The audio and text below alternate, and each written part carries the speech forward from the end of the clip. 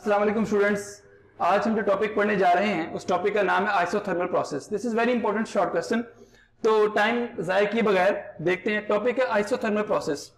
Iso का मतलब है सेम, थर्म का मतलब है टेम्परेचर, ठीक है, सेम टेम्परेचर। ऐसा प्रोसेस जहां पर टेम्परेचर सेम रहे, that process is said to be isothermal process.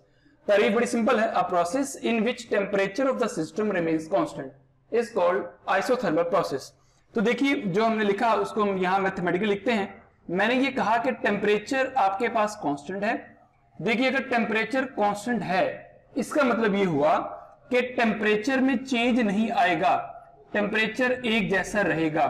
Delta T is equal to zero, ठीक है, टेम्परेचर कांस्टेंट है बट टेम्परेचर में चेंज नहीं आ रहा, delta T is equal to zero. So अब हम एक रिलेशन पहले पढ़ चुके हैं इंटरनल एनर्जी के बारे में। मैं आपको हिंट दे देता हूं। देखिए इंटरनल एनर्जी का डायरेक्ट रिलेशन होता है टेम्परेचर के साथ। अगर टेम्परेचर कांस्टेंट है इसका मतलब है यू कांस्टेंट है, तो मैं यहां पर देखिए लिख सकता हूं कि इफ टेम्परेचर इज कांस्टेंट, अगर आपके पास किसी भी सिस्टम का टेम्परेचर कांस्टेंट है इसका मतलब यह है कि उसमें मौजूद गैसेस की इंटरनल एनर्जी भी कांस्टेंट है। और अगर इंटरनल एनर्जी कांस्टेंट है it means that delta U is equal to zero, there is no change in internal energy because temperature constant. Clear होगी बात जी? ये बात आप इसे इक्वेशन 1 कह लीजिए। क्लियर? अब हम पढ़ चुके हैं फर्स्ट लॉ ऑफ थर्मोडायनामिक्स। अगर आप फर्स्ट लॉ ऑफ थर्मोडायनामिक्स की बात करें, फर्स्ट लॉ ऑफ थर्मोडायनामिक्स, अब इस लॉ में क्या है मैं बोल देता हूं दोबारा। जब भी आप किसी सिस्टम को हीट प्रोवाइड करते हैं तो वो हीट दो काम करती है। When heat Q is added to a system, this heat appears in the form of change in internal energy plus work done. Provided heat दो काम करेगी, एनर्जी को चेंज करेगी और वर्क करेगी। हमारा टॉपिक है आइसोथर्मल प्रोसेस। इसमें हमने ये भी देखा है कि इंटरनल एनर्जी में चेंज तो नहीं आएगा। सो आप क्या लिखेंगे, Q heat that is equal to zero plus W।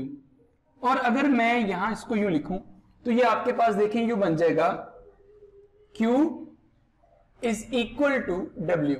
इसका मतलब ये हुआ आइसोथर्मल प्रोसेस के अंदर जो भी हीट आप प्रोवाइड करते हैं वो सारी की सारी हीट सिर्फ एक काम करती है। वो काम क्या है? वो सिर्फ वर्क करती है। क्लियर है? अब यहां पर आप प्लस Q और प्लस W लिख सकते हैं। So this is the condition of, अब देखिए वर्क पॉजिटिव कब होता है? Isothermal expansion. This is the expression for isothermal expansion. लेकिन अगर मैं इसी फॉर्मूले के साथ, इसी एक्सप्रेशन के साथ माइनस लगा दूं, फर्क नहीं पड़ेगा। वर्क नेगेटिव कब होता है? जब सिस्टम पर वर्क हो, और जब सिस्टम पर वर्क होता है, ठीक है, देखिए यहां वर्क पॉजिटिव है मतलब सिस्टम वर्क कर रहा है सराउंडिंग पर। जब सिस्टम सराउंडिंग पर वर्क करेगा तो एक्सपेंशन होगी। वर्क नेगेटिव है तो सिस्टम पर हो रहा है तो कंप्रेशन होगी। So it is called isothermal compression. Clear जी? तो ये दोनों फॉर्मूलाज आपके पास जो हैं वो आइसोथर्मल प्रोसेस के हैं, कंप्रेशन एंड एक्सपेंशन। एक बात और मैं यहां पर लिख देता हूं, आप ध्यान में रखिएगा। आइसोथर्मल प्रोसेस जो है it is a slow process, मतलब अगर गैस आप स्लो कंप्रेस करेंगे तो टेम्परेचर कांस्टेंट रहेगा। It is a slow process और ये बॉयल्स लॉ को ओबे करता है। इसमें जो रिलेशन बनता है प्रेशर का और वॉल्यूम का, वो रिलेशन ये है, pressure and volume are inversely proportional to each other. अब देखिए मैंने ये कहा है कि इसमें टेम्परेचर कांस्टेंट है, टेम्परेचर कांस्टेंट है, लेकिन इसमें देखिए प्रेशर बदल सकता है, वॉल्यूम बदल सकता है, इसमें हीट चेंज हो सकती है। हमें सिर्फ एक कंडीशन को देखना है कि टेम्परेचर ना बदले। क्लियर? तो ये दोनों का अगर प्रोपोर्शन है तो हम इसको अगर यूं लिखना चाहें तो ये ऐसे बनेगा, P is equal to, this is the constant and here is the volume is V। so आप लिख सकते हैं PV is equal to constant। so this is Boyle's law। clear? तो हमने कहा कि this is the Boyle's law for isothermal process, Boyle's law। अब हमें इसकी कर्व बनानी है, हम कर्व पे जरा गौर करते हैं। कर्व देखिए जी क्या है, ये आपके पास बॉयज लॉ है, ठीक है, ये हमारे पास बॉयज लॉ है, क्लियर। अब हमें इसकी कर्व को देखना है गौर से। This is the curve between pressure and volume, okay. here is the pressure. Suppose that this is P1 and this is P2, clear. P1 is the low pressure, here is the V1 is the less volume, V2 is the large volume. हम पढ़ चुके हैं कि pressure ज्यादा होगा तो volume कम होगा। देखिए प्रेशर ज्यादा है और वॉल्यूम कम है, क्लियर। ये देख लीजिए, प्रेशर ज्यादा वॉल्यूम कम। यहां देखिए जी, प्रेशर कम लेकिन वॉल्यूम ज्यादा।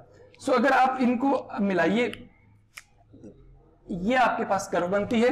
This curve is called isotherm. इस कर्व का जो आपके पास नाम है, it is called isotherm, and this is called exponential graph. This is called exponential graph, okay जी। लास्ट पॉइंट जरा गौर से देखिएगा। हम जानते हैं स्पेसिफिक हीट का फॉर्मूला हमने पढ़ा है। स्पेसिफिक हीट का फॉर्मूला ये है, C इज इक्वल टू, देखिए C is equal to Q और डेल्टा Q एक ही बात है, over Q over M delta T। M is the number of mole mass. यहां पर देखिए जी, आपके पास टेम्परेचर में चेंज तो नहीं आ रहा, so M as it is and this is 0। So what is the molar heat specific is the infinite, clear जी। सो ये था हमारा आज का टॉपिक, जिसमें हमने 3-4 चीजें देखी है। टेम्परेचर कांस्टेंट है तो डेल्टा T 0 है, डेल्टा U भी 0 है, बॉयज लॉ एप्लीकेबल है, स्लो प्रोसेस है, स्पेसिफिक हीट इनफाइनाइट है, and the curve is isotherm, okay जी। Thank you.